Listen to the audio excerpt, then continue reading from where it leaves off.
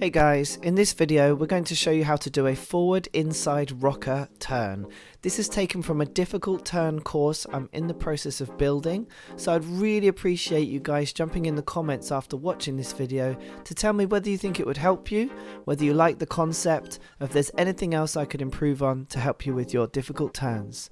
Now, there's a free PDF assessment sheet that comes from the course and you can download this free for now to try with this rocker exercise. It's a way of assessing your rocker turn yourself so you can see the progress as you go. So with all that said, let's get into it. Okay, so rocker's a S-shaped turn. What we're going to do is rotate naturally with the entry curve. So we'll skate around, in this case, anti-clockwise direction. Natural rotation means I'm going to turn my body the same way as that rotation. And it's an S-shaped turn, so what that means is we'll go from an inside edge to an inside edge.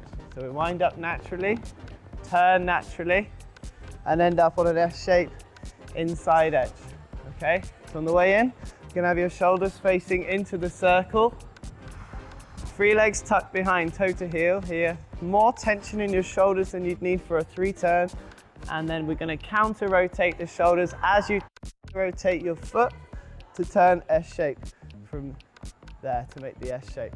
Then we're going to look at the angle of your blade, the body lean, and the shape that you're making on the ice. So to up the level of the rocker is to try and get a little bit more lean and press through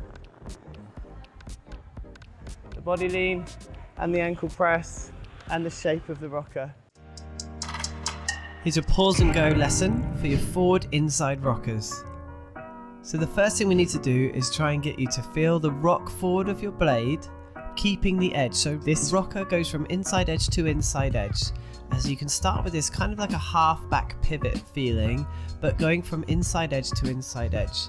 Then once you're comfortable with that, hold on to the barrier and put all your weight on one foot as you try and get the same feeling.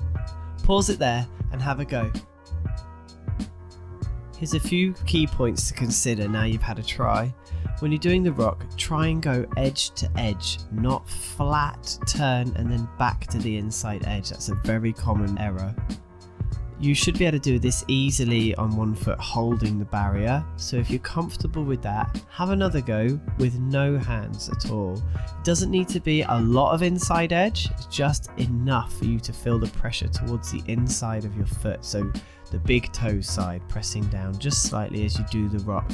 At the very first stages of the rocker, it's not much edge or lean at all, so as long as you're feeling a little bit, it's enough.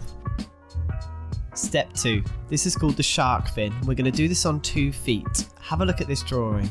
This is your right foot coming in on a curve, turning in so it comes out on a bigger curve, and here shown on the left. So here's the example. You glide forward, turn in your hip so that you're leaving backwards from the turn on a bigger curve than you entered. This is to practice the internal hip rotation you'll need to do your rocker. Pause it there and give it a try. Now you've had a go, let's review some key points for you to go over. Turn your toes in as far as you can to create this shark fin shape. There's no limit to how much you can do it, and it'll make your rocker a little bit easier if you get used to turning in more than you think. If you can, try and feel a slight press down on each edge, so the forward inside going in and the backward inside going out, almost like a little pump. And if you find it easy on 2 feet, it's possible to do this on 1 foot, but believe me, you have to go slow for this to work, because your foot physically stops on the spot before you pull it back. Take care with that one.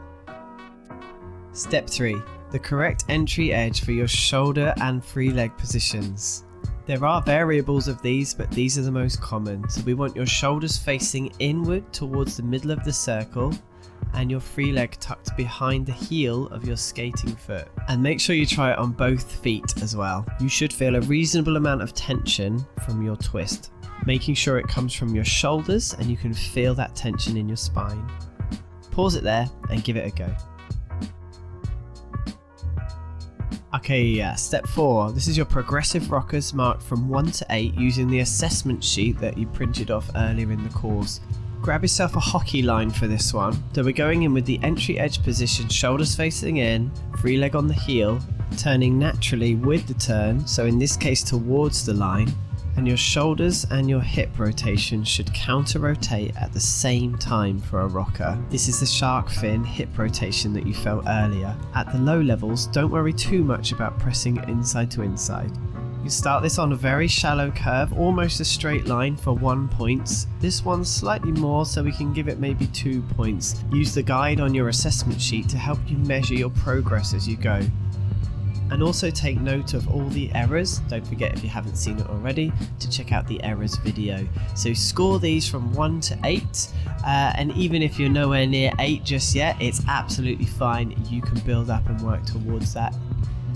If you're not 100% comfortable doing it on 1 foot just yet, you can start this on 2 feet just to get the shape and the feeling of the S-shaped curve.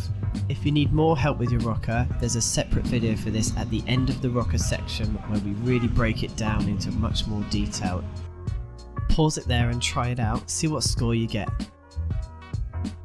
So step 5, once you've mastered it on a line at any of the levels, so 1 to 8, you could try it without a line so you get to know the S-shaped feeling. Try and imagine the line is still there on the ice, and as I said, don't forget all the errors to look out for. There's a video on this in much more detail, and remember you can always do these exercises on 2 feet first. So guys, remember, take your time, there's no rush to get this right. Mark your best attempt, not every attempt, and you'll be able to monitor and see your progression, and you'll know where to take the turn next. So the S shape of a rocker is based on 2 circles from the old figure days. Here's shown with a figure of 8. As you change from one circle to the next, you can create the S shape. What I'm showing here is towards the middle of each circle is a point that you should lean towards, whether you're going forward or backwards as you make the S shape of the turn. So I'll demonstrate here on one circle, always leaning in towards the cross, and as I change to the next circle, I'm leaning in the other direction towards the middle of the second circle. If I show you now with a 2-footed rocker, you'll see how I change from one circle to the other. Whether I'm gliding forward or backwards, I'm always leaning towards the center of that circle through the turn. For the lower levels on your assessment sheet, you won't need to lean too much, but towards the higher end of the scale, you will need to lean a little bit more to get the curves.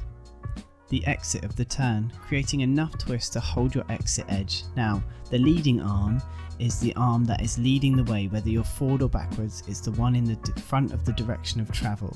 The trailing arm is the arm that's behind the direction of travel. So in this case, my leading arm is my right arm, my trailing arm is my left arm. So to help you get enough tension, think about pushing your leading arm into the circle, and then after the turn, pushing it into the circle behind you. Remember that figure of 8 shape? And therefore the trailing arm will be pushing out of the circle on the way into the turn, and then out of the next circle on the way out of the turn. So not just forward and back, actually pushing into or out of either circle, just as I described. Through the rocker, the leading arm moves from inside the first circle to the inside of the second circle,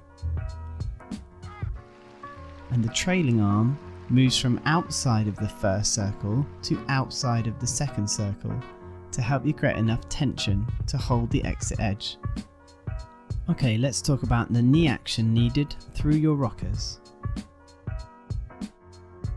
As you approach the rocker, you should press down on your blade towards the back of the blade, rise up to the turn, and press down just after the turn as well, making sure the pressure is going down on the heel of the blade on the way in and towards the edge that you need, rising up to do the turn, and then pressing down again towards the middle of the blade to exit the turn. All these rules will apply to any rocker on any edge. Okay guys, I hope that helped your rocker. Don't forget you can get your assessment sheet from my website iSkateCoach.co.uk. There's a link in the description to grab yours now.